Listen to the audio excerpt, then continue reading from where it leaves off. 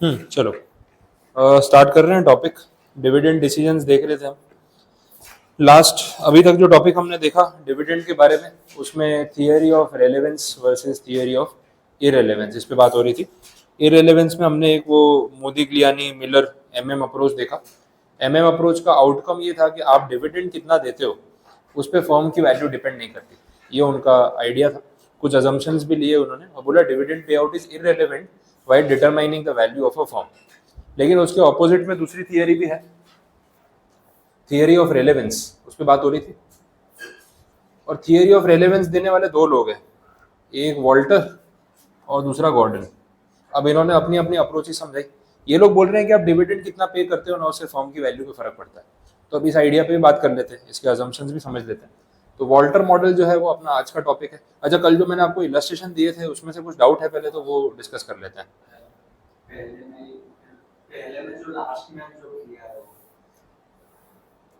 उन्होंने जो किया कौन सा इवैल्यूएशन वाला, वो वही बात हो गई ना। अगर आप इनका प्रेजेंटेशन नहीं देखते और खुद से करते तो भी आई थिंक आंसर सेम आता। वैल्यू ऑफ फर्म आ गया, उसके बाद था वैल्यू ऑफ टोटल शेयर है ना, वो वैल्यू ऑफ फर्म आ गया। ये वाला ना, 29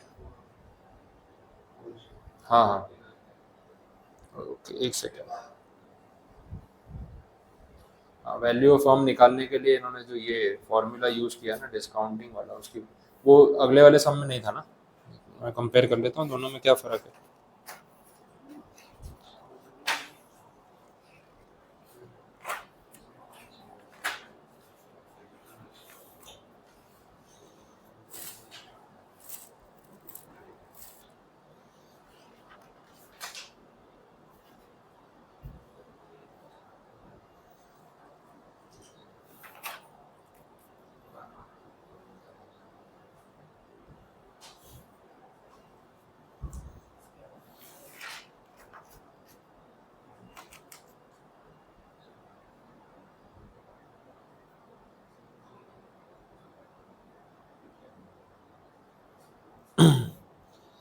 डिफरेंस है वहाँ पे, जो अपन ने सेकेंड इलस्ट्रेशन सॉल्व किया ना उसमें क्वेश्चन स्पेसिफिक पूछा है।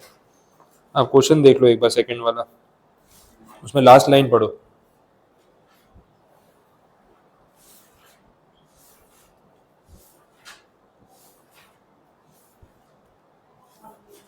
What is the market value at the end of the year. तो हमने जो वैल्यूएशन निकाली थी ना वो एंड ऑफ द ईयर पे ही थी। क्योंकि आपने देखो लास्ट में जो आपने कल सम सॉल्व किया इलस्ट्रेशन 2, उसमें जैसे फर्स्ट केस था जब डिविडेंड पे किया तो नंबर ऑफ शेयर्स आपके आए 34,500 मतलब 28 समथिंग, और एक शेयर का प्राइस आपने लिया 106 रुपये। वो 106 क्या था, वो P1 था। तो जो भी आप वैल्यूएशन निकाल रहे थे वो कौन से टाइम पॉइंट पे थी, आफ्टर 1 ईयर। ये बात समझ आई। अब ये चीज़ जो इस सम में की है ना इलस्ट्रेशन 1 में, इलस्ट्रेशन 1 में उन्होंने वैल्यूएशन निकाली है आज ईयर 0 पे, नॉट ऑन ईयर 1। तो आपने जो निकाला 29,40,000, आपने बोला सर हमारा वैल्यू ऑफ फर्म वो आया आपका at the end of year 1। ये वाला, ये जो अमाउंट है आपने ये निकाला ना वैल्यू ऑफ टोटल शेयर। ये वैल्यूएशन कौन से दिन की वैल्यू है, ये प्राइस कौन सा है, P1। ये भी तो total quantity after issuing new shares है ना। तो आपने यहाँ तक किया वो सही है।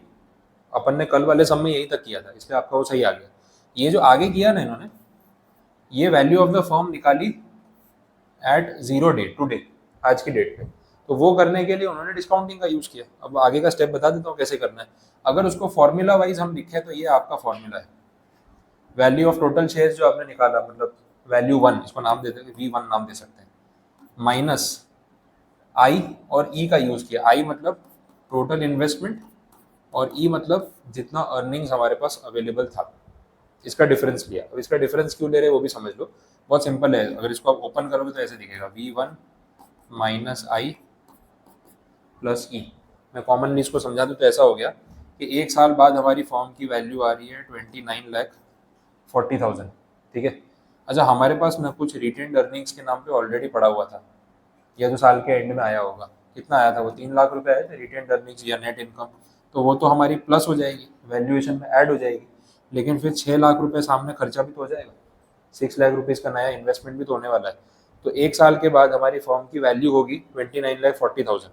लेकिन अगर उसमें से हम ये चीज़ों का इफेक्ट दें तो 3 लाख रुपए से इनकम प्लस हो जाएगी और 6 लाख रुपए इन्वेस्टमेंट के नाम पे माइनस, मतलब कैश फ्लो निकाल लिया, वैसे समझ लो इसमें से जितना आया और जितना गया कैश फ्लो निकाल लिया। नेट अमाउंट कितना बच रहा है ये सब करके 26,40,000। Now this is at the end of 1 year again. तो इसको हम क्या करेंगे, डिस्काउंट करके आज की वैल्यू पे लेके आएंगे। डिस्काउंटिंग के लिए आपको रेट ऑफ रिटर्न कितना दिया था क्वेश्चन में, कैपिटलाइजेशन रेट 10%, तो डिस्काउंट कर दिया 1.1 से और आज की वैल्यू पे लेके आ गए, ये किया। तो जो आपने यहाँ तक किया था ना वो अपनी जगह सही है, वैल्यू और टोटल चेंज आपने निकाला वो सही है, लेकिन वो था at the end of year 1, इसलिए उसको V1 करके मैं नाम दे रहा हूँ। इस क्वेश्चन में इन्होंने V0 फाइंड आउट किया कि आज की डेट पे अगर वैल्यूएशन करनी हो तो कैसे करेंगे। तो भाई देख लो कितना हाथ में पैसा बचा है और उसको 1 साल से डिस्काउंट कर दो। और 29,40,000 जो है वो शेयर्स की वैल्यू है, हाथ में बचा है वो नहीं है। आपके पास 1 साल के बाद 35,000 शेयर है और एक शेयर का मार्केट प्राइस 84 रुपीज़ है, तो उस हिसाब से वैल्यू कितनी हो गई 29,40,000। बट अगर आपको उसको V0 पे लेके आना है तो डिस्काउंटिंग करना पड़ेगा। डिस्काउंटिंग करने से पहले ये कैश फ्लोज को उन्होंने एडजस्ट किया, ये फॉर्मूला में बोला हुआ है कि आपको कैश फ्लोज एडजस्ट करना है। तो 29,40,000 जो वैल्यू आ रही है उसमें आप वो 3 लाख रुपए जोड़ लो जो आपकी नेट इनकम 1 साल में हुई, उसको प्लस कर लो, लेकिन जो 6 लाख रुपए इन्वेस्टमेंट के तौर पे बाहर चले गए उसको माइनस कर लो। तो अल्टीमेटली हाथ में क्या बचा, ये। और इसको प्रेजेंट वैल्यू पे लाने के लिए कर दिया डिस्काउंटिंग। तो इससे जो वैल्यू आई ना 24 लाख रुपए, ये आज की वैल्यू है। तो अगर आपको क्वेश्चन में आज की वैल्यू पूछी है तो आपको ये करना है। अगर मार्केट प्राइस आफ्टर 1 ईयर वाला जो सेकंड इलस्ट्रेशन में पूछा था तो अपना सम यहीं पे खत्म हो गया, बस ये डिफरेंस है। तो एक स्टेप अपन ने एक्स्ट्रा कर दिया। क्लियर, यहाँ तक पता चल रहा है। यही चीज़ जो है वो दूसरे वाले पार्ट में भी देख लेते हैं, सेम ही रहेगी। यहाँ तक तो आपका आया होगा 29,39,900, मतलब वही हो गया 29,40,000 अप्रोक्सीमेटली।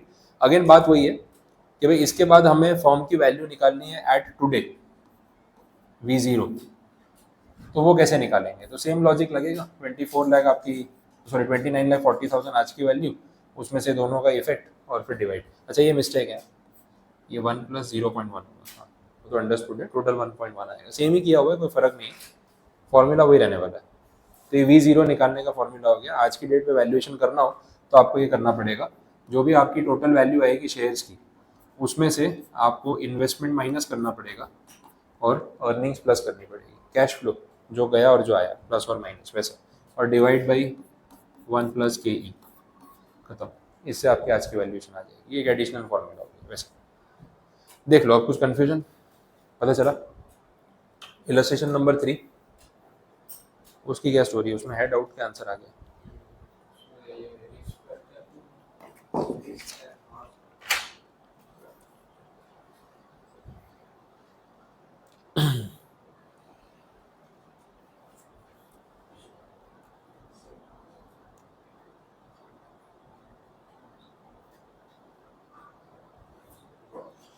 रिस्क फैक्टर मतलब डिस्काउंटिंग रेट होगा ना।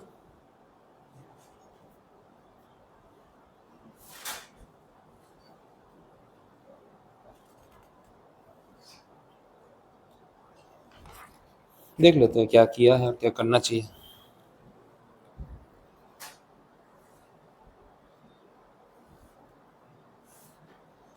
डिविडेंड डिक्लेयर करे तो क्या होगा, डिविडेंड डिक्लेयर ना करे तो क्या होगा।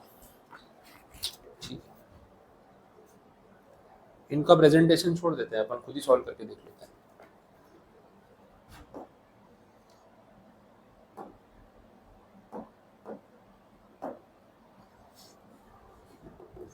जो डेटा दे रखा है उसमें से अपने वो चीज़ें डिटरमाइन करें जो कल देख रहे थे। Z limited has 1000 shares at $100 per share. The company is contemplating a $10 per share dividend at the end of year. ये D1 हो गया, ये दे रखा है। प्राइसिंग को लेके क्या बोला है, it aspects net income of $25,000।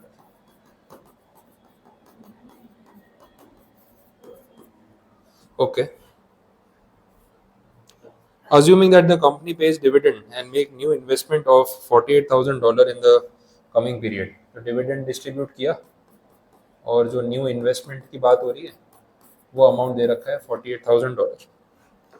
Risk factor 20% वाला डिस्काउंटिंग रेट होगी।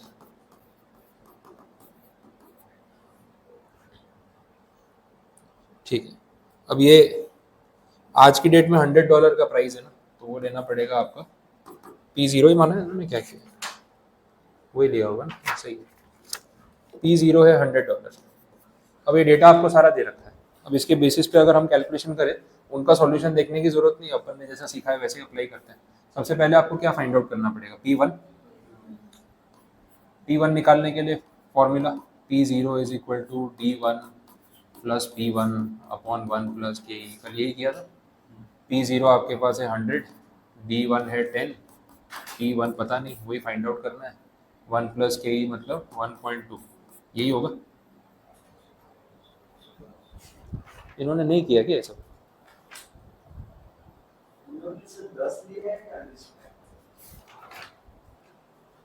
अपन आंसर तो निकालते हैं, आपका P1 क्या आ रहा है हिसाब से देखो। कितनी बार क्या प्रेजेंटेशन में मिस्टेक होती है, ये 120 हो जाएगा -10,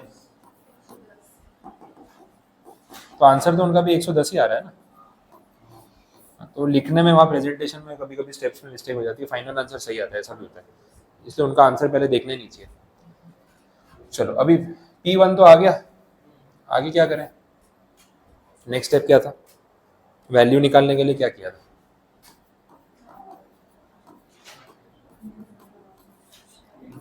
या वैल्यू ऑफ होल्डिंग, और कितना अपने को इशू करना है। वैल्यूएशन निकालने के लिए हमने ये देखा कि हमें और कितने फंड्स की ज़रूरत है, तो फंड्स की ज़रूरत कैलकुलेट करने के लिए यहाँ से देखना पड़ेगा। नेट इनकम $25,000 की हुई है और डिविडेंड बांट रहे हैं, तो डिविडेंड तो इसी में से गया होगा ना। डिविडेंड कितना गया होगा, एग्जिस्टिंग शेयर्स कितने हमारे पास, 1000 शेयर्स पे $10, तो $10,000 डिविडेंड गया होगा। तो इसमें से $10,000 तो आपने डिविडेंड के नाम पे दे दिया, माइनस बचा कितना, 15, तो ये डिविडेंड और ये रिमेनिंग सरप्लस। हमें इन्वेस्टमेंट के लिए चाहिए 48,000, हमारे पास कितना है 15, रिमेनिंग और रेज करना पड़ेगा। तो 48 माइनस 15 कितना होगा, 33, तो $33,000 रेज करना है। तो वैल्यू के बदले हम ले लेते हैं number of shares to be issued, वैसे होगा number of shares to be issued. $33,000 raise करना है और एक शेयर है 110 रुपये का, कितना हो रहा है 300, एग्जैक्ट 300, 300 शेयर्स। ठीक है, तो ये आंसर आ गया आपका, number of shares to be issued 300।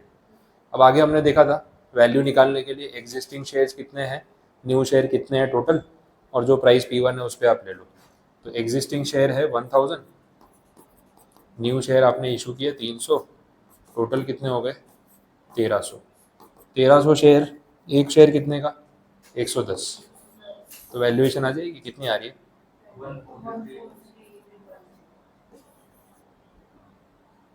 143,000। ठीक है, तो ये आ गई वैल्यू ऑफ फर्म।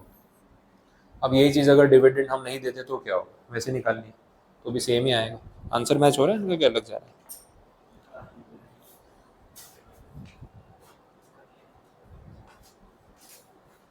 अच्छा ये P0 पे निकाला, नहीं उनका तो गलत जा रहा है, फिर गलत ही है। देखो वो लिखा भी है, पहले 100 लिखा फिर 110 कर दिया, वो न्यू शेयर वाला कैलकुलेशन जो है ना, ये वाला, ये उनका रॉन्ग है, मॉड्यूल में मिस्टेक है। अपन आपने जो अगर ये किया होगा तो सही है, उनकी मिस्टेक। ये तो पूरा ही सॉल्यूशन गड़बड़ हो गया, क्योंकि वो 100 कैसे बना दिया उन्होंने, उनको ही पता है। P1 तो 110 है ना, सही लिख रहे थे फिर गलत कर दिया।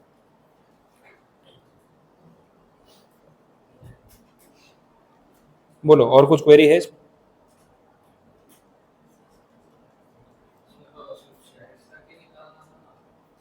हाँ मांगा क्या है उसके ऊपर है, उन्होंने क्या पूछा मैंने नहीं देखा उसमें।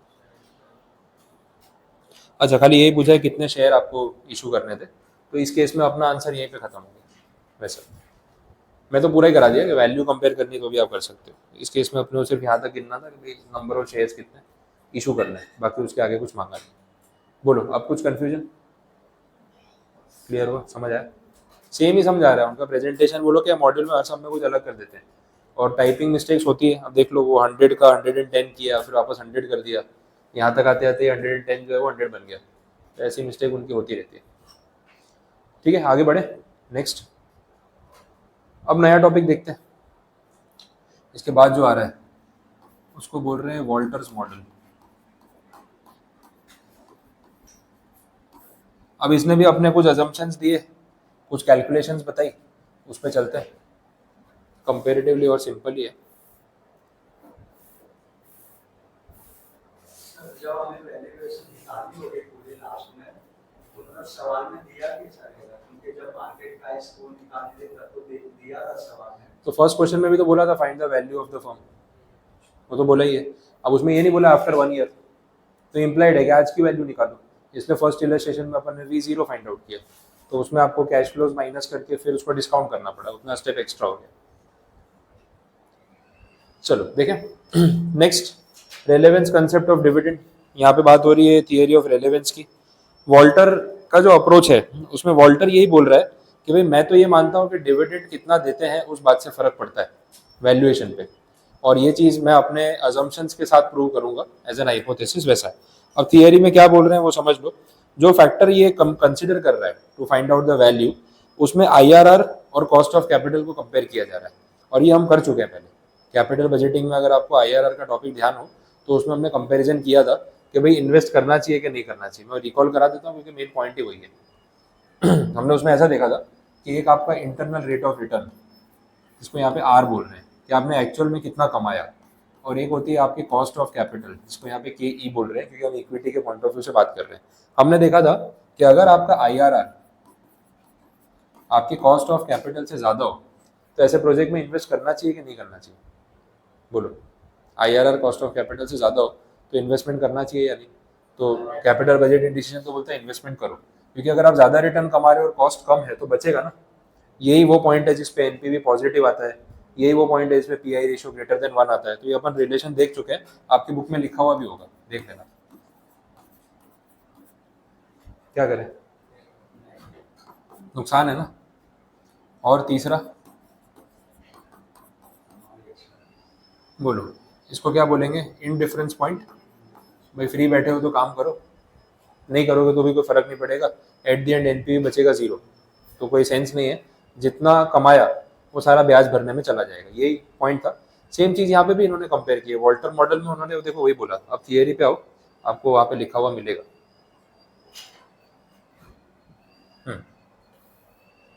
देखो वॉल्टर क्या बोल रहे हैं, ग्रोथ फर्म।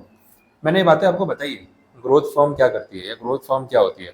ग्रोथ फर्म वो जो कॉस्ट से ज़्यादा कमा के दे रही है। अपन ने उस सेंस में बात की थी कि जो कंपनी ग्रोथ पे जा रही है वो डिविडेंड ज़्यादा देने में मानती नहीं है, बिकॉज उनको खुद फंड्स की ज़रूरत होती है। और जो कंपनी स्टेबल है उनको ज़रूरत ही नहीं है, बोले लेके जाओ तुम्हारा डिविडेंड, हमको क्या करना है। यहाँ पे एग्जैक्टली वैसा मीनिंग नहीं है, लेकिन अपन ने उस सेंस में देखा। यहाँ पे उन्होंने ऐसा बोला है कि जो कंपनी का IRR actual rate of return cost से ज़्यादा है वो ग्रोथ फर्म है। और वो लॉजिक वाली बात है। देखो मैं पैसा ब्याज पे उठाता हूँ मार्केट से 10% पे, और मैं 14% रिटर्न जनरेट कर रहा हूँ अपनी कंपनी में, तो मेरे पास तो 4% बच रहा है ना ब्याज देने के बाद भी। तो ऐसी कंपनी जैसे जैसे आगे बढ़ेगी उसका ग्रोथ होने वाला है, उसकी वैल्यू बढ़ने वाली है, क्योंकि वो 4% पैसा भी बिजनेस में लगाएगी तो उस पर भी अगले साल रिटर्न कमाएगी, कंपाउंडिंग होता जाएगा। तो ऐसी कंपनी जो कॉस्ट से ज़्यादा रिटर्न कमा रही है वो तो ग्रोथ कर रही है। अब बात यह है कि ऐसी कंपनी को डिविडेंड कितना देना चाहिए कि नहीं देना चाहिए, बोलो।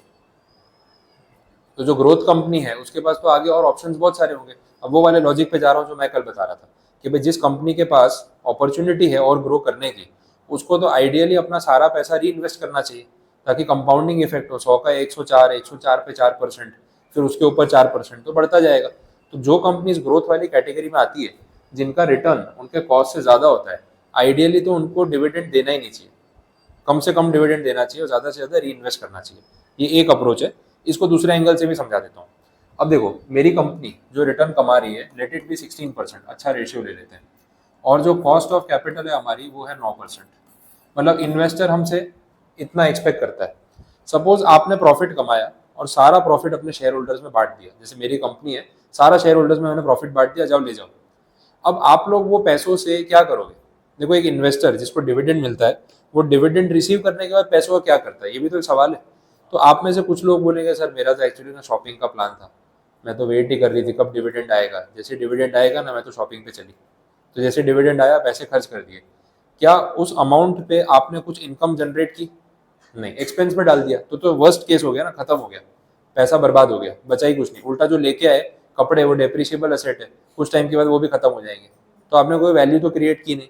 अच्छा, आप में से कुछ इन्वेस्टर ऐसे हैं जिन्होंने बोला कि भाई सर डिविडेंड का पैसा भी हम तो इन्वेस्ट कर देते हैं, ठीक है, री इन्वेस्ट आने दो, डिविडेंड खुद रिटर्न ऑन इन्वेस्टमेंट है, मैं तो इसको भी इन्वेस्ट कर दूंगा। तो मैंने पूछा कहाँ इन्वेस्ट करोगे?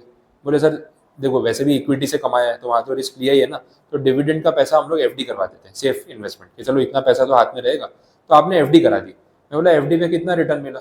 और आपने बोला सर 8%, 8.5% अभी चल रहा है, उस रेंज में मिला। फिर मैंने बोला और कोई ऑप्शन नहीं है, एफडी तो बहुत कम रिटर्न हो गया। सर म्यूचुअल फंड में भर देंगे ना, वहाँ 11-12% रिटर्न तो मिल ही जाता है। तो आप में से किसी ने उतने अमाउंट की एसआईपी करा रखी है जितना आपका डिविडेंड आता है। तो अल्टीमेटली एज अ इन्वेस्टर अगर मैं आपको डिविडेंड हैंड ओवर कर दूँ तो या तो आप वो पैसा खर्च कर दोगे या कहीं ऐसी जगह इन्वेस्ट करोगे जहाँ आपको एक डिसेंट रिटर्न मिल जाए। आप बोले नहीं नहीं सर ये 12-15% में क्या होगा, क्रिप्टो में लगाएंगे। तो क्रिप्टो में तो उल्टा भी पड़ सकता है, 50% माइनस भी जा सकता है, तो रिस्क हो गया ना। मैंने आप सबको पूछा कि देखो अगर आप ये पैसा मुझसे ले जाते हो तो आप इसका क्या करोगे, वो तो आपने समझ लिया। लेकिन अगर आप ये पैसा मुझसे नहीं लेके जाते हो तो मैं इन पैसों का क्या करूँगा? कंपनी के बिजनेस में री इन्वेस्ट करूँगा, एक्सपांशन। ठीक है, हमारे पास तो बहुत फंड्स की जरूरत है, एक प्लांट और लगा लेंगे, एक बिजनेस लाइन और बढ़ा लेंगे, एक नया प्रोडक्ट लॉन्च कर देंगे, अपॉर्चुनिटीज तो बहुत है। अभी आप लोगों को पैसा लेके जाना है, शॉपिंग करनी है, कर लो, मैं मना नहीं कर रहा। लेकिन अगर आप ये पैसा नहीं उठाते हो और कंपनी में रहने देते हो तो यही पैसा हम कंपनी के कैपिटल में री इन्वेस्ट करेंगे और हम इस पर कितना रिटर्न कमा के दे सकते हैं वो आपके सामने है। बात समझ आ रही है? तो यू हैव टू चॉइसेस, या तो आप पैसा ले जाओ और जहाँ इन्वेस्ट करना है कर दो।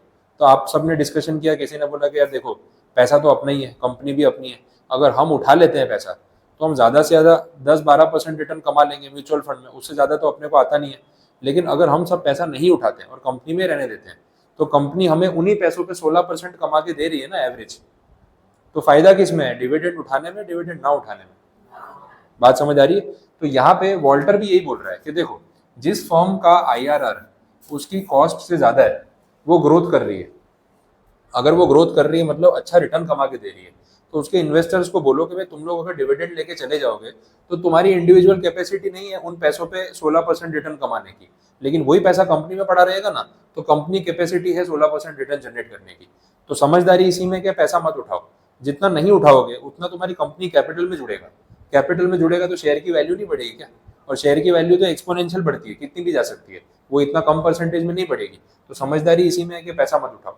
अब पैसा मत उठाओ मतलब ऑप्टिमम पे आउट वुड बी 0। ऑप्टिमम मतलब बेस्ट, सबसे अच्छा ये है कि डिविडेंड दो ही मत। देखो आप जितना भी डिविडेंड लेके जाओगे मैं उतने पैसों पे आपको 16% कमा के नहीं दे पाऊंगा, और जितना आप नहीं लेके जाओगे उतना पे मैं आपको रिटर्न जनरेट करके दे पाऊंगा। तो आइडियल रेशियो है 0% पे आउट, मत दो डिविडेंड। तो जो भी ग्रोथ कंपनीज की कैटेगरी में आती है वॉल्टर बोलता है कि उनको डिविडेंड देना ही नहीं चाहिए, 1 रुपया भी मत दो ना, क्या फर्क पड़ रहा है? डिविडेंड के पैसों से आप क्या करोगे, खर्चा करोगे फालतू का। मतलब मैंने आपको 1000 रुपये दिए, आपने 1000 रुपये खाने पीने शॉपिंग में उड़ा दिए, 0 हो गए। लेकिन वही 1000 रुपये मेरे पास रहेंगे ना, तो उस पर हर साल आपको 16% का ब्याज दूंगा या उतनी वैल्यू जनरेट करके दूंगा। कितना हो गया 16% में 160 रुपीज। आप वो 1000 को 0 करके आ गए, मैं वो 1000 को 1160 में कन्वर्ट कर रहा हूँ। बेटर क्या है? कन्वर्ट करना, उसको खर्च ना करना, डिविडेंड ना देना। समझ आए? तो इस कैटेगरी में वॉल्टर बोलता है कि ऑप्टिमम पे out ratio would be 0। Optimum मतलब ये कंपनी के लिए सबसे बेस्ट है और इन्वेस्टर्स के लिए। नहीं वो IOCL वाली नहीं आएगी ना, उसमें रिलायंस वो सब आएगी, क्योंकि उनके पास क्या है कि ग्रोथ फॉर्म वाली कैटेगरी नहीं, उनके पास आगे इन्वेस्ट करने का विजन नहीं है, अगर है तो फिर बात अलग है वैसा। नेक्स्ट कैटेगरी डिक्लाइनिंग फॉर्म, ये उल्टा हो गया देखो।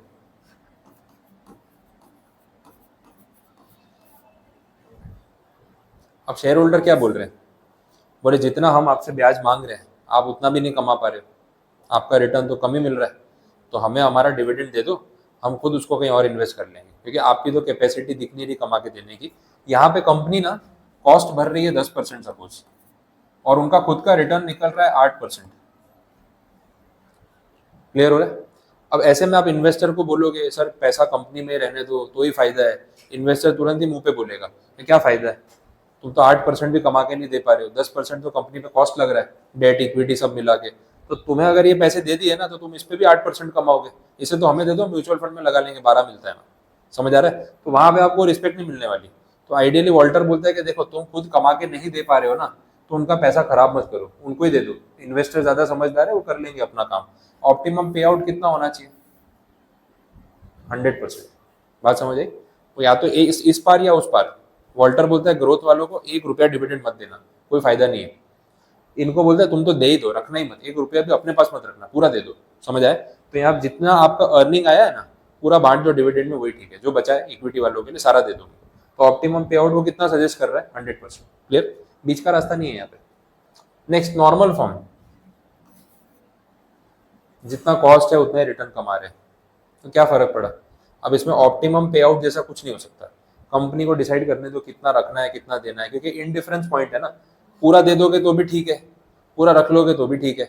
जितना इन्वेस्टर कमा सकता है उतना ही आप कमा के दे रहे हो, तो क्या फर्क पड़ा? कोई भी रख लेना। 100 रुपये पड़े हैं, आपको मैं 100 रुपये दूंगा, आप बोले कितना रिटर्न कमाओगे? आपने बोला सर 9%। मैं बोला हाँ, मेरे पास होते ना तो भी 9% ही कमाता मैं, पैसा तो घर में ही है। आप 100 लगा लो, मैं 100 लगा लूँ, क्या फर्क पड़ा? 9% ही रिटर्न आ रहा है, कोई भी रख ले। तो इसमें कोई optimum dividend pay out ratio नहीं है, और कंपनी को जैसे करना है वो कर सकती है। इनडिफरेंस पॉइंट है। The value of the firm would not change with the change in dividend rate. फर्क ही नहीं पड़ेगा, क्योंकि आइदर वेज कमाई उतनी जनरेट होनी है उन पैसों पे, तो वैल्यूएशन पे कोई इम्पैक्ट नहीं पड़ेगा। बट ये दोनों केस में इम्पैक्ट पड़ेगा। वैसा है, अगर आप कम से कम डिविडेंड दोगे ना यहाँ पे, तो आपकी कंपनी की वैल्यू मैक्सिमाइज होगी, और यहाँ ज़्यादा से ज़्यादा डिविडेंड दे दो चलेगा। ऐसा है।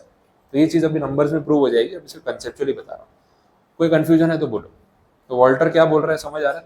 वो बोल रहा है कि भाई डिविडेंड पे आउट जो है ना, वो आपको इंटरनल रेट ऑफ रिटर्न के बेसिस पे जज करना चाहिए कि आप कितना कमा के दे रहे हो।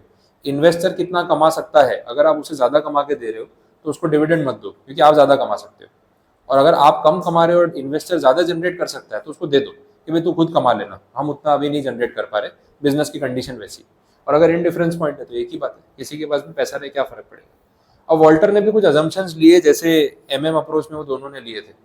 अब इनके अप्रोच में क्या बोला है? एक तो बोला है कि कंपनी अपना सारा फाइनेंस जो है ना, वो रिटेन्ड अर्निंग्स के थ्रू करती है, ना डेट ना इक्विटी। नया डेट और नई इक्विटी रेज नहीं करेंगे, जो भी होगा वो रिटेन्ड अर्निंग्स के बेसिस पे ही बिजनेस चलाएंगे। ये अजम्पशन है जो रियलिस्टिक नहीं है, बट हमने देखा था कुछ ना कुछ अजम्पशन लेना पड़ता है। फिर बोला जो रिटर्न का रेट आपको दिया था ना, IRR, वो कांस्टेंट रहेगा, और जो कॉस्ट ऑफ कैपिटल है वो भी कांस्टेंट रहेगा, फ्लक्चुएट नहीं होगा। जबकि रियल लाइफ में फ्लक्चुएट होता है, बट अगर यहाँ फ्लक्चुएट करने गए तो फिर कैलकुलेशन कैसे होगा? तो कैलकुलेशन की एक लिमिट रखने के लिए कि इससे ज़्यादा कॉम्प्लिकेटेड ना हो जाए, कुछ अजम्पशंस हमें लेके चलने पड़ते हैं। नेक्स्ट, या तो 100% पे कर दो या 100% रिटेन कर लो। अभी वही बात हो रही थी ना, ग्रोथ वाले को बोला पूरा 100% रख लो, 1 रुपया मत देना। डिक्लाइनिंग वालों को बोला पूरा दे देना, रखना मत। बीच का कोई रेशियो था नहीं, तो या तो 0 या 100, वैसा। तो ये अजम्पशन है। बोला अर्निंग पर शेयर और डिविडेंड पर शेयर भी कांस्टेंट रहेगा, जबकि रियल लाइफ में ये भी नहीं होता है। ये भी एक बेसिक अजम्पशन है। और बोला फर्म के पास बहुत सारा टाइम पड़ा हुआ है, गोइंग कंसर्न इनफाइनाइट, फिर भी रियलिस्टिक है, कंपनी को 1-2 साल में बंद नहीं हो रही है, 10-20 साल 50 साल चलती रहेगी उस अजम्पशन पे। तो ये बेसिक पॉइंट्स। अब आते हैं फॉर्मूला पे। फॉर्मूला में देखो एक अच्छी बात ये है ना कि एक बार आपको ये फॉर्मूला का तरीका समझ आ गया तो बाकी के ईजी लगते हैं। अभी अपन ने कल जो अप्रोच देखा, उसके पहले वाले पॉइंट्स देखे, तो मैंने आपको बोला ये जो डिस्काउंटेड कैश फ्लोज यूज कर रहे हो, कुछ नहीं कर रहे। किसी भी चीज़ की आज वैल्यू गिननी हो तो उसके लिए ये अप्रोच देखा जाता है कि फ्यूचर में ये क्या कमा के दे सकती है। कोई भी चीज़ आपको फ्यूचर में कितना कमा के देगी, अगर आप उसको डिस्काउंट करके आज की वैल्यू पे ले आओ तो आपको ये समझ में आ जाएगा कि इसका मुझे आज कितना पैसा देना चाहिए। और गिनने का तरीका वही होता है। अगर आप सपोज कोई पर्टिकुलर प्रोडक्ट भी परचेज करते हो, आप एक मोबाइल फ़ोन खरीद रहे हो, मैं बोल रहा हूँ ये मोबाइल फ़ोन 3 लाख रुपए का है, खरीदोगे? आप क्या देखोगे कि 3 लाख रुपए का फ़ोन खरीद रहा हूँ, लेकिन ये कितने साल चलेगा? ज़्यादा से ज़्यादा 5 साल चलेगा, तो 1 साल का इतना पैसा, इससे तो बेटर मैं कोई सस्ता फ़ोन ले लूँ। उसकी वैल्यू या उसकी यूटिलिटी नहीं होती। लेकिन मैं आपको बोल रहा हूँ कि भाई 1 लाख रुपए का गोल्ड खरीद लो। अब एक तो डेप्रिशिएबल नहीं है, वैल्यू बढ़ेगी, ऊपर से लाइफ टाइम तक चलता रहेगा, 100 साल तक भी रहेगा। आप नहीं रहोगे, वो गोल्ड वहीं रहेगा, फैमिली में पास ऑन कर दोगे, लेकिन चलता तो रहेगा। तो ऐसी चीज़ में इन्वेस्ट करने में आप सोचोगे नहीं, क्योंकि आपको हर साल उसकी वैल्यू में कुछ रिटर्न जनरेट करता हुआ दिखेगा। तो जब उसकी वैल्यू निकालते हैं ना, तो आपका माइंडसेट अलग है। मैं 1 लाख का गोल्ड लेने को बोलूँगा और 1 लाख का आईफोन लेने को बोलूँगा, तो मेजोरिटी लोग जो है वो गोल्ड प्रीफर करेंगे। आजकल भरोसा नहीं, लोग आईफोन प्रीफर करेंगे। हाँ ठीक है, आजकल ऐसा हो गया कि भाई आईफोन प्रीफर करेंगे, क्या छोड़ो, गोल्ड क्या करना है, दिखता थोड़ी है, किसको दिखाना है, आईफोन तो दिखेगा ना, सेल्फी में दिखेगा ना भाई आईफोन है मेरे पास, है ना, वैसा है। तो वो शो ऑफ वाला अलग हो गया, इसलिए वो जनरेशन को क्या फिर महंगा पड़ रहा है ना। क्या हो रहा है ना, सारा शो ऑफ पे खर्चा हो रहा है, इन्वेस्टमेंट है ही नहीं। अब क्या होता है ना, अगले महीने जब बिल आता है क्रेडिट कार्ड का, तो पैसे ही नहीं होते, जितनी सैलरी है उतने के तो बिल बन जाते हैं ऑलरेडी। तो ये यंग जनरेशन में थोड़ा गड़बड़ है, दिखाने के चक्कर में क्या खर्चे फालतू के हो रहे हैं। और डेटा बताता है सारे आईफोन EMI पे बिके हैं। मतलब नहीं अफोर्ड कर पा रहे फिर भी खरीदना तो है दिखाने के लिए, वैसी बात हो गई।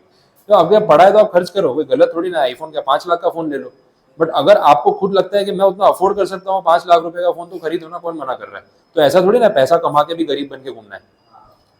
बट जब नहीं है तो दिखाना है, उस चक्कर में ईएमआई भर रहे हो हर महीने और बाकी जरूरी खर्चे काट रहे हो, वो तो बेवकूफी हो गई। इससे बेटर है कमा लो पहले उतना, बाद में ले लेना, कोई मना थोड़ी कर रहा है। तो वो फाइनेंशियल मैनेजमेंट अपने को तो सीखना है, बाकी लोगों को नहीं आता नहीं आता, लेकिन अपने को सीखना पड़ेगा। अपने फिनांस के स्टूडेंट है, फिर नहीं आए तो फिर गड़बड़ है ना। चलो ध्यान दो, हाँ बस बस बातें नहीं। तो अपने देख रहे थे कि किसी भी चीज़ की वैल्यू आज निकालनी है तो फ्यूचर में उससे कितना जनरेट कर सकते हो पहले वो पता करो, और उसको डिस्काउंट करके आज की वैल्यू पे ले आओ, खत्म। तो अभी हमने एमएम अप्रोच में भी वही फॉर्मूला लगाया था। हमने देखा कि आज की प्राइस निकालने के लिए क्या फैक्टर देखें, एक साल बाद का देख लेते हैं कि सपोज एक साल का टाइम हॉराइजन लेते हैं, तो अगले साल कंपनी डिविडेंड कितना देगी, अगले साल ये शेयर कितने रुपए में बिकेगा, और मेरी एक्सपेक्टेशन कितनी है कि मुझे इतना रिटर्न चाहिए। तो हमने वो D1 + P1 करके डिवाइड बाई 1 + KE कर लिया। और 1 + KE क्यों किया, क्योंकि एक साल का ही हॉराइजन था, तो पावर में 1 लगा दिया, n लगाने की जरूरत नहीं थी। ये 2 साल का हॉराइजन होता तो डिस्काउंटिंग 2 साल से करते, 5 साल का होता तो 5 साल से करते, वो फिर अलग चीज हो जाती। यहाँ पे भी हम सेम लॉजिक यूज कर रहे हैं, बट थोड़ा थोड़ा जो फॉर्मूला में वेरिएशन आएगा वो क्यों आएगा वो समझा देता हूँ। तो फॉर्मूला में उन्होंने वही किया, P मतलब वही मार्केट प्राइस पर शेयर, P0 मार्केट प्राइस। अब ये निकालने के लिए पहले लिया डिविडेंड, कल भी बात हो रही थी ना डिविडेंड पर शेयर कितना देने वाले हैं, तो डिविडेंड। दूसरा एक फैक्टर लिया अर्निंग, अर्निंग माइनस डिविडेंड। इसको ना मैं शॉर्ट में बोल सकता हूँ retained earnings. Earning minus dividend क्या होता है, रिटेन्ड अर्निंग्स ही तो होती है। अर्निंग का मतलब है ईपीएस और डी का मतलब है डीपीएस।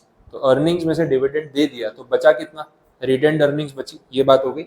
अब डिस्काउंटिंग की जब बात आती है तो पहले इसको समझो, ये रिटेन्ड अर्निंग्स है, ये आपको पता चल गया। इसके ऊपर इन्होंने गिना कि रिटेन्ड अर्निंग्स आपको कितना पैसा कमा के दे सकती है। जो पैसा मेरे पास बचा मैं क्या करूंगा, उसको री इन्वेस्ट करूंगा। अभी बात हो रही थी पिछले समय के 16% पे री इन्वेस्ट करके हम पैसा कमा सकते हैं।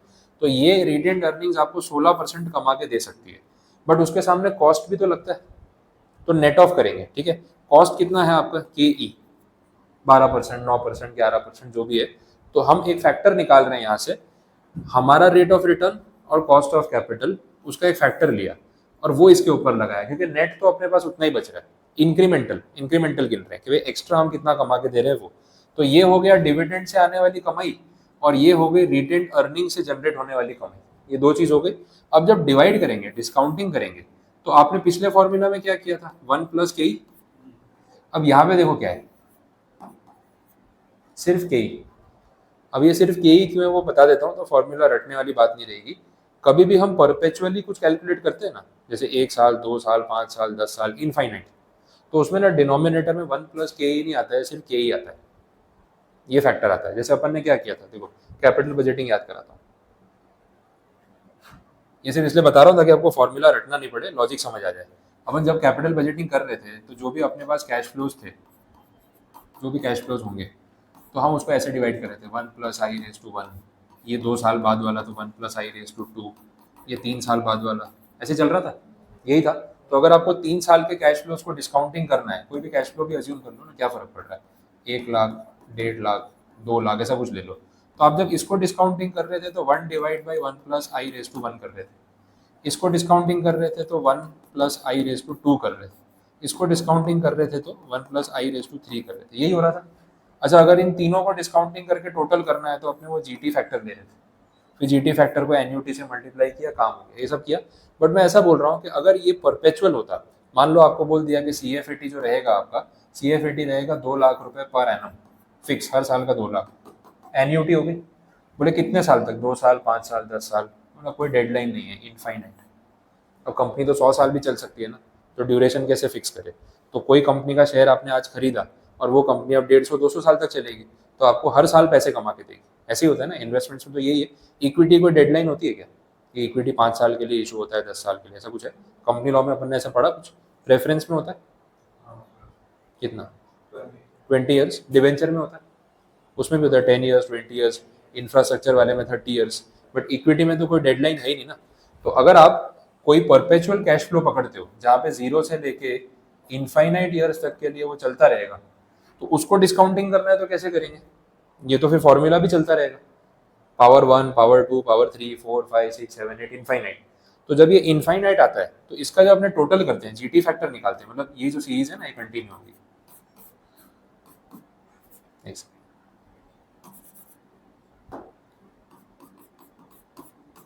ये देख लो, ये इनफाइनाइट सीरीज हो गई, 1 से लेके n तक चलता रहेगा। तो जब इन सब का टोटल करते हैं ना तो जो फॉर्मूला बनता है उसमें नीचे ना सिर्फ आई आ जाता है। ये कैसे आता है, ज्योमेट्रिक प्रोग्रेशन के फॉर्मूला से आता है, मैं उस पर डेप्थ में नहीं जा रहा हूँ, बट आपको ये बता रहा हूँ कि कभी भी परपेचुअल अगर आप टोटलिंग करते हो तो उसका जो डिनोमिनेटर आता है ना उसमें 1 प्लस हट जाता है, फॉर्मूला के हिसाब से कैंसल आउट हो जाता है और लास्ट में बचता है सिर्फ आई। सेम लॉजिक यहाँ फॉर्मूला में यूज हो रहा है। जब हम MM अप्रोच देख रहे थे तो हम प्राइस निकालने के लिए फॉर्मूला कुछ ऐसा यूज कर रहे थे, समझ आया, क्योंकि ये एक ही साल का था ना तो 1 प्लस के। बट अगर आप यहाँ पे वॉल्टर अप्रोच यूज कर रहे हो जिसमें बोल रहा है कि भाई इनफाइनाइट ईयर से मुझे शेयर कमा के देगा, तो उसकी कोई डेडलाइन नहीं है, मैं एक साल का हॉराइजन नहीं ले रहा हूँ, लाइफ टाइम का ले रहा हूँ, तो ये तो फिर 1 प्लस ke⁻1 ke⁻2 ke⁻3 चलता रहेगा। तो ये पूरा जब ऐड होगा तो ये नीचे क्या बन जाएगा, सिर्फ के। ऐसा है, अगर आपने ज्योमेट्रिक प्रोग्रेशन पढ़ा हो तो ये बात मैं रिलेट करा सकता हूँ, वो भी देख लो, पर अगर किसी ने पढ़ा है तो उसको रिलेट होगा, अदरवाइज चलेगा। ज्योमेट्रिक प्रोग्रेशन ना कुछ ऐसा दिखता है, थोड़ा मैथ्स वाला पार्ट है, इसको बोलते हैं ज्योमेट्रिक प्रोग्रेशन। मैं नंबर्स बता देता हूँ कि कैसे वर्क करेगा। सपोज पहला नंबर है 3, दूसरा नंबर है 3 इंटू 2 6, तीसरा नंबर है 3 इंटू 2 स्क्वेयर, ये हो जाएगा 3, ये हो जाएगा 6 और ये कितना हो जाएगा 12। ऐसे चलता रहेगा। अगला नंबर क्या आएगा बता सकते हो? अगला नंबर क्या आएगा सीरीज में, ट्राई करो। 3 6 12, अगला नंबर क्या होगा?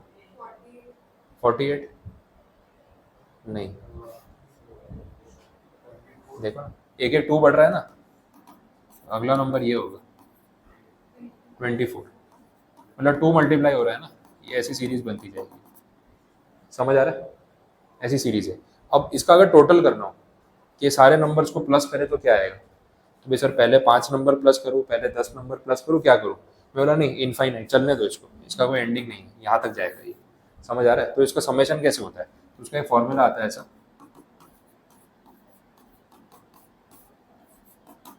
ऐसा एक फॉर्मूला बनता है जैसे समेशन ऑफ ज्योमेट्रिक प्रोग्रेशन। यही फॉर्मूला अपना वो 1 प्लस के वाले में यूज होता है, 1 divide by 1 plus I, 1 divide by 1 plus I raise to 2, ऐसे चलता रहता है।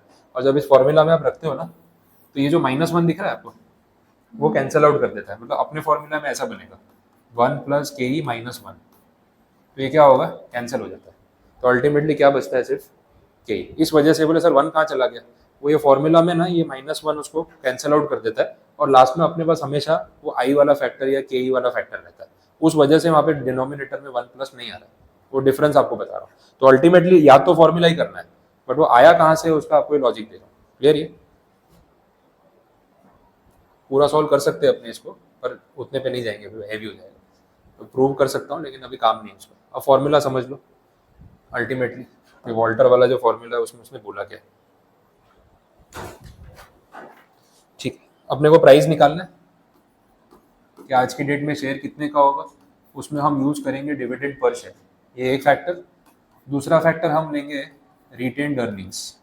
रिटेन्ड अर्निंग्स को अगर इन्वेस्ट किया रेट ऑफ रिटर्न पे और डिवाइड किया के से, क्योंकि वो भी परपेचुअल चलने वाला है, फिर इस टोटल को डिवाइड किया फिर से के से।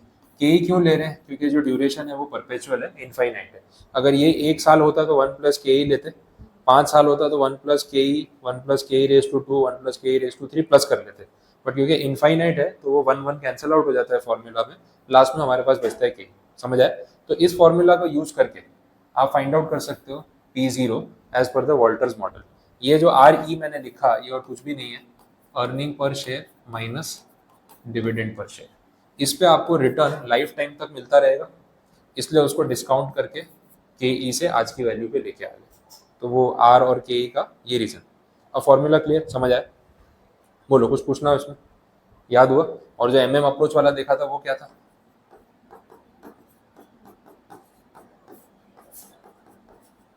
कंपैरिजन समझ आ रहा है? क्योंकि 1 साल का था तो 1 प्लस के, ये इनफाइनाइट ईयर्स का है तो सिर्फ के। D1 तो यहाँ पे भी है, यहाँ पे था P1 प्राइस, और यहाँ पे उन्होंने प्राइस वैसे नहीं निकाला, रिटेन्ड अर्निंग्स को कंसिडर किया, क्योंकि हर साल रिटेन्ड अर्निंग्स भी री इन्वेस्ट होती जाएगी, कंपाउंडिंग होता जाएगा, तो उसको भी प्रेजेंट वैल्यू पे लेके आ गए कितना रिटर्न जनरेट करके दे रहा हूँ। डन, अब क्लियर? चलो देखें,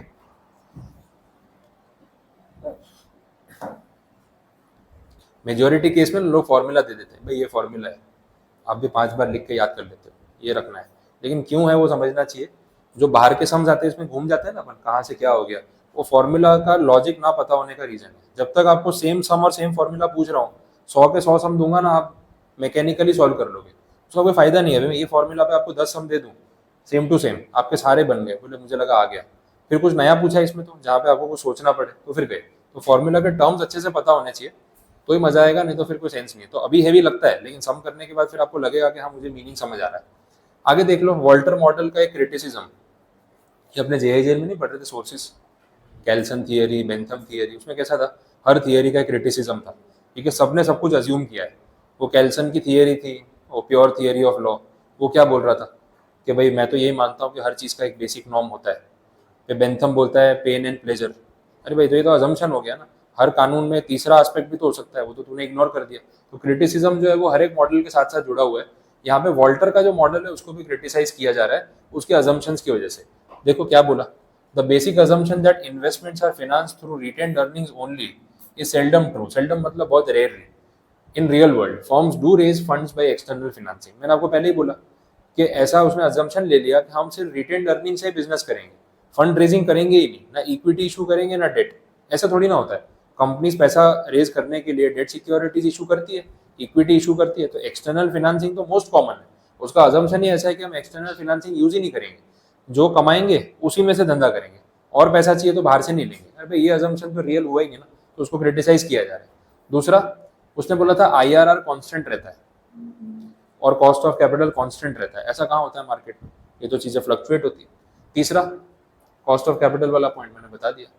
formula does not consider all factors affecting dividend policy and share price, it ignores factors such as taxation, taxation की तो कहीं बात ही नहीं हुई, लीगल ऑब्लिगेशन, ये सब चीज़ों को वो इग्नोर कर रहा है जो रियलिस्टिक नहीं है। तो हर मॉडल में ऐसे इश्यूज आपको फेस करने पड़ेंगे। अब बात हो रही है इलस्ट्रेशन की, जो अभी फॉर्मूला में इतना दिमाग खराब किया अपन ने, अब पता चलेगा उसको अप्लाई कैसे करना है। वैसा देख लेते हैं, डेटा है नंबर से तो थोड़ा अच्छे समझ में भी आएगा। अर्निंग्स पर share of a company is 16 rupees, जो डेटा दिया है आप पहले उसको समझ लो ताकि आपको फॉर्मूला में रखने की समझ अपने आप आ जाए। मार्केट रेट ऑफ डिस्काउंट और कैपिटलाइजेशन इज 12.5, ये क्या हो गया, KE 12.5%। Retained earnings can be employed to yield a return of 10%। इसका मतलब पता है क्या है कि अगर ये पैसा हमने खुद इन्वेस्ट किया, अपनी कंपनी में हमने लगाया, तो हम इस पे 10% रिटर्न जनरेट कर सकते हैं। मार्केट की एक्सपेक्टेशन 12.5 है और आपका IRR 10%। आधी बात आपको वहीं से समझ में आ जाएगी कि डिविडेंड देना चाहिए कि नहीं देना चाहिए। अभी आप ही बोलो, डिविडेंड देना चाहिए कि नहीं देना चाहिए? देना चाहिए। इन्वेस्टर बोल रहा है सर डिविडेंड के नाम पे दे दो, हम 12.5 मार्केट से कमा लेंगे। आप बोल रहे हो नहीं नहीं कंपनी में रखते हैं ना, मैं 10% कमा के दूंगा। बोले पागल वागल हो गया है क्या, जब दिख रहा है 12.5 मिल रहा है तो 10 क्यों कमा के देगा भाई, तू पैसे दे दे। तो यहाँ से तो ये समझ में आ रहा है कि डिक्लाइनिंग कंपनी है, इनको तो पे आउट कर ही देना चाहिए, वैसा है। आगे भी देख लेते हैं data. The company is considering a पे आउट ऑफ 25%, 50% एंड 70, पूरा 3 ऑप्शन हो गए। तो अपने अभी मान लेते हैं कि जो पे आउट देने की बात कर रहे हैं, फर्स्ट केस लेते हैं 25%। 25% का क्या मतलब हुआ यहाँ पे, व्हाट इज 25%, मतलब क्या पे आउट, मतलब डिविडेंड। तो जितना कंपनी कमा रही है उसका 25% डिविडेंड देने का अभी सोच रही है। 16 में से 25% मतलब 4 रुपए, बाकी का 12 का क्या करेंगे, रिटेन्ड अर्निंग्स, उसको री इन्वेस्ट करेंगे इस पे, जो गलत ही जा रहा है। लेकिन वो बोल रहे हैं कि हम अगर 25% ही पे आउट करें तो क्या वैल्यूएशन आएगी। अगर उसके बदले 50% पे आउट करने का सोचे तो फर्म को फायदा कितना होगा, और अगर 75% पे आउट कर दे तो क्या होगा। अब देखो, अगर आपको ये तीनों में से समझ में आ रहा है लॉजिकली, तो जितना ज़्यादा डिविडेंड दे दो उतना अच्छा है। यहीं से क्लियर हो गया ना। तो सबसे बेस्ट ऑप्शन तो यही है, उससे लीस्ट या उससे कम बेटर होगा तो 50, और उससे छोटा वाला ऑप्शन होगा 25। जितना अपने पास रखोगे उतना नुकसान है, क्योंकि फिर आप उतना रिटर्न जनरेट करके नहीं दे रहे हो। बट ये बात अपने को वैल्यूएशन करके प्रूव करनी है, और कुछ भी नहीं, ठीक है।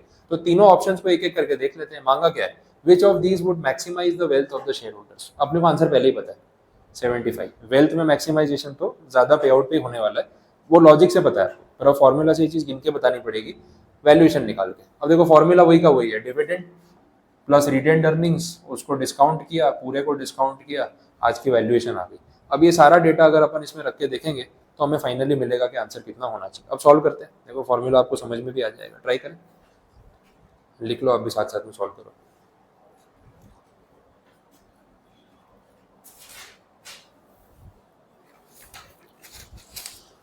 चलिए, तो जो फॉर्मूला है प्राइस निकालने के लिए वो आप लिख सकते हो।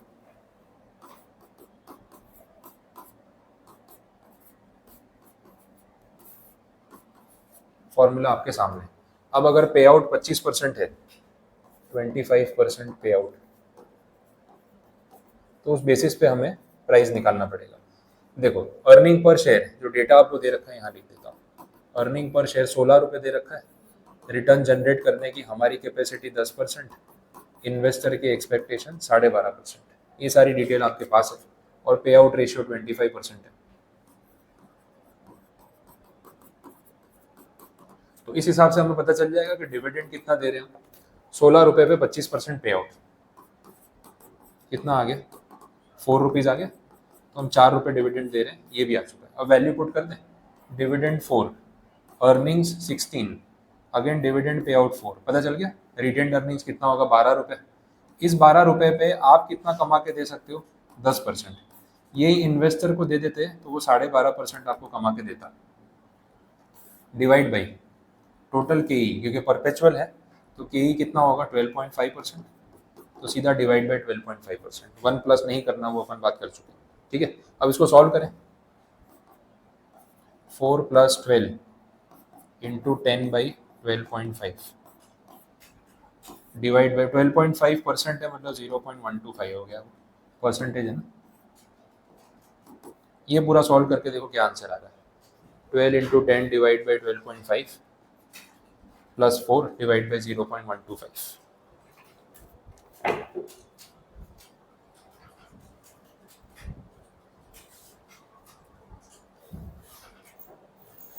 गिनो कितना आ रहा है,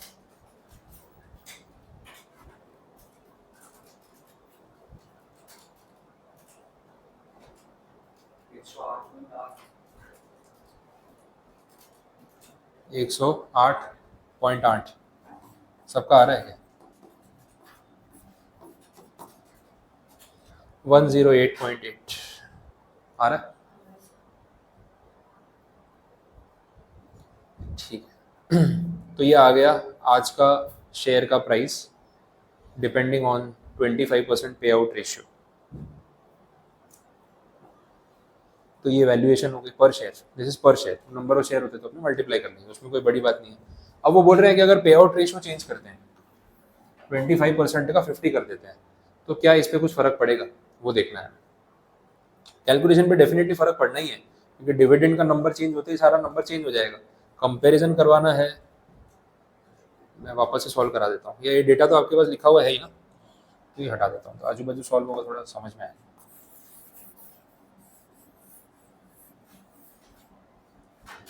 चलो अब देखो, अगर हम पे आउट कर देते हैं 50%, तो क्या फर्क पड़ेगा,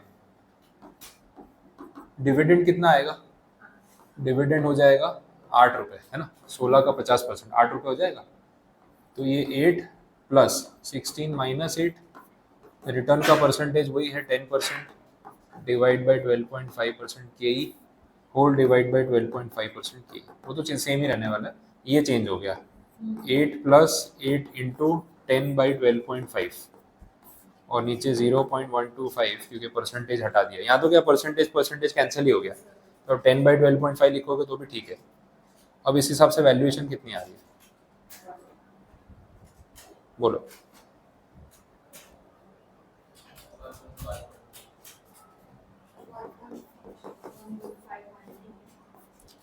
क्या फर्क पड़ा, वैल्यू कम हो गई, बढ़ गई, बढ़ गई। पता है क्यों बढ़ी, क्योंकि आपने डिविडेंड पे आउट बढ़ा दिया। जब आपने डिविडेंड पे आउट बढ़ाया तो इन्वेस्टर को ये समझ आ गया कि भाई ये तो 10% ही कमा के दे सकते थे, पर हम तो 12.5 कमा सकते थे। तो जितना ज़्यादा पैसा हमारे हाथ में आएगा उतना कंपनी के लिए अच्छा है ना, फाइनेंशियली देखा जाए तो वैल्यू अपने आप बढ़ने ही वाली है, शेयर की वैल्यू बढ़ जाएगी, बिकॉज आपने दोनों में से जो बेटर था वो किया। 10% रिटर्न छोड़ के आपने 12.5 कमाने का मौका इन्वेस्टर को दे दिया ना, शेयर की वैल्यू में वो इम्पैक्ट आपको दिखेगा ही, उसके मन में वैल्यू बढ़ने वाली है और वो नंबर्स में भी दिख रही है। और ज़्यादा पे आउट करो आप, देखो और वैल्यू बढ़ेगी, इम्प्लाइड सी बात है। 75 वाला अब आप सॉल्व करके देखो, डिविडेंड ही तो चेंज होगा, 16 में से 12 रुपये आप बांट दोगे 75%, बाकी का 4 रुपये अपने पास रखोगे। देखो कैलकुलेट करके कितना आ रहा है।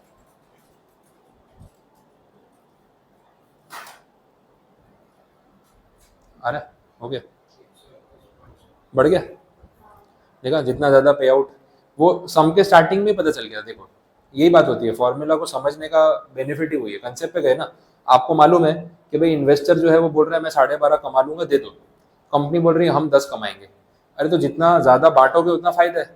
तो आपको इसी से सम के स्टार्टिंग में समझ आ गया था कि 25, 50 और 75 में से ज़्यादा वैल्यू किस पे आने वाली है, 75 पे। अब प्रूव करना फॉर्मेलिटी है। अब जब आप प्रूव करने जा रहे हो तो देखो वेरीफाई भी हो रहा है। ये गिनते गिनते आपको कॉन्फिडेंस आ जाएगा मेरा सम सही डायरेक्शन में जा रहा है, और आप सर्टन हो सकते हो कि इसके मार्क्स मिल जाएंगे। तो ये एडवांटेज है उसका। वैसे 75 वाला आप गिन लिया, 100 पूरा दे दे तो ट्राई करो ना, पूरा 100% पे आउट, पूरा ही बांट दिया तो क्या होगा। फॉर्मूला तो यही, डिविडेंड पूरा बांट दिया मतलब 16 रुपए पूरे दे दिए ना, ये पोर्शन तो जीरो हो गया, अर्निंग माइनस डिविडेंड जीरो हो गया ना। अर्निंग 16, डिविडेंड पे आउट 16, तो रिटेंशन कितना, जीरो। तो ये पूरा पोर्शन ही जीरो हो गया ना, खत्म हो गया ना सम। 16 और डिवाइड बाई के ई 12.5%, कितना आ रहा है 128। ये मैक्सिमम वैल्यू हो गई, 75% पे आउट से भी ज़्यादा। इससे ऊपर तो कुछ नहीं हो सकता ना। शेयर होल्डर बोल रहे हैं 150% डिविडेंड दे दो, वो जितना कमाया उससे ज़्यादा। ऐसा करने जाएंगे तो कैपिटल खत्म हो जाएगी, इसलिए वो नहीं करना है। तो ये भी पूछ सकते थे ना क्वेश्चन में, 100% पे आउट होगा तो क्या, this is the maximum value 128। पूछा नहीं है बट मैंने ऐड कर दिया। बोलो अब समझ आया। तो वॉल्टर वैल्यूएशन कैसे निकलवा रहा है वो आपके सामने है। अब जो ये फॉर्मूला वाला था ना, के ई वाला, यहाँ तक पहले देख लो, कुछ नहीं समझ आया तो बोलो। मुझे वो फॉर्मूला आपको ना कैलकुलेट करके बताना है, तो मज़ा आएगा उसका।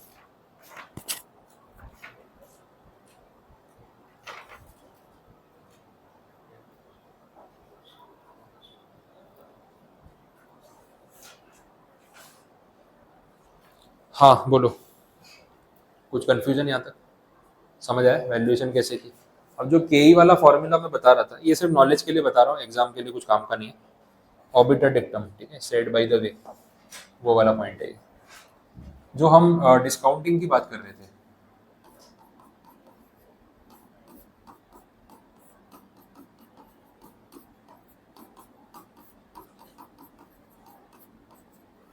आज से 1 साल बाद जो 1 रुपया होगा उसकी आज की ये वैल्यू, 2 साल बाद, 3 साल बाद, ये चलता रहेगा। यही बात हो रही थी। अब ये एक ज्योमेट्रिक प्रोग्रेशन है जिसमें जो पहला टर्म है ना उसको हम बोलते हैं ए, और जो दूसरा टर्म होता है उसको बोलते हैं ए इंटू आर, तीसरा टर्म होता है उसको बोलते हैं ए आर स्क्वेयर। ये चलता रहता है और फाइनली आपको ये जाके मिलता है लास्ट टर्म। अब क्योंकि यहाँ पे आर जीरो है तो यहाँ पे एक आर कम है, इसलिए वो आर रेस टू n-1 जाता है। इस पूरी सीरीज का जो समेशन होता है, इसको अगर आप टोटल करो उसको एस इन्फिनिटी करके भी लिखते हैं। उसका एक फॉर्मूला कुछ ऐसा बनता है शॉर्ट में। अगर आप इन्फिनिटी नहीं लेते हो तो फिर फॉर्मूला ऐसा बनता है, लेकिन अगर आप इनफाइनाइट सीरीज ले रहे हो तो फॉर्मूला कुछ इस तरीके से बनता है। अब ये फॉर्मूला अगर मैं यहाँ पे लगाऊं तो कैसे वर्क करेगा वो समझो।